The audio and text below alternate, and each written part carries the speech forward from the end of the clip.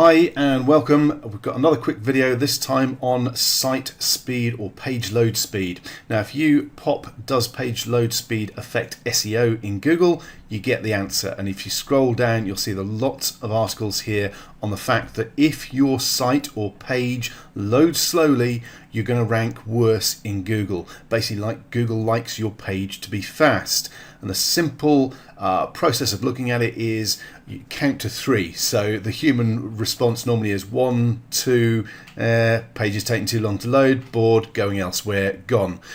Basically, if your page or your site takes more than 3 seconds to 4 seconds to load, you are going to be losing visitors, which is why Google doesn't like it. So you've got to make sure your site loads as quickly as possible, which is where WordPress cache plugins come in. Unfortunately, they're not as good as most of them would have you believe. Okay, this video is not going to be about going through all those different cache plugins and testing them all. It's going to be about one particular plugin that I believe is the best based on my testing, but I will declare the fact that I know the guys behind it, and if you go through from a link below this video and buy a copy, I will probably get a commission, hopefully. But it is based on this being really good.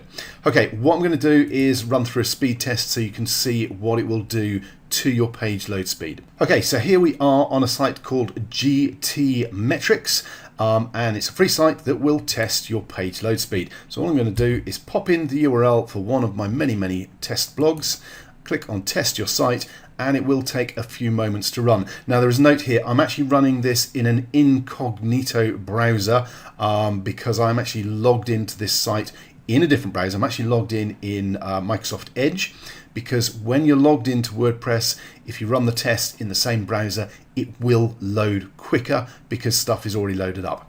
Now there we go, we've got the results up. And as you can see, the page load speed isn't particularly brilliant, 79%, 3.5 seconds. So what we're going to do now is pop across to my Microsoft Edge browser where I'm actually logged into the site, and I'm going to click on upload plugin, browse to where the plugin is, simply choose the plugin, which is called Viper Cache.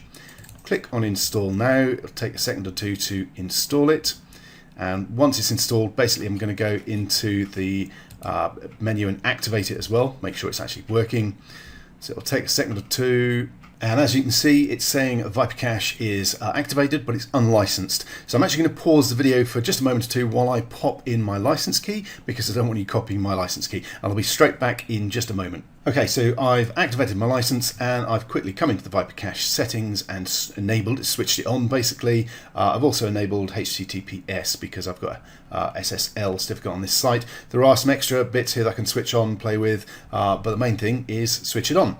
Okay, so let's go back across to Kissmetrics. So we're now back on the Kissmetrics site with the initial results that we got. We can see 3.5 seconds as a page load speed. Let's go back to a new browser for Kissmetrics, new window, pop in the URL again, click on test your site, and it will take a few seconds to run. It's going to rerun all the tests for me. Adding job to queue, it says fetching site.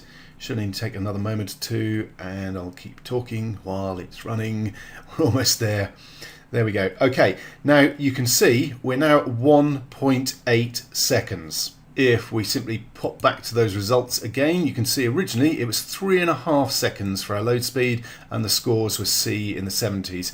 The actual score doesn't seem to have gone up much, it is in the green, but the page load speed is almost halved. Okay, so that's a massive difference. Now there are more things that we can do to speed up our site load speed.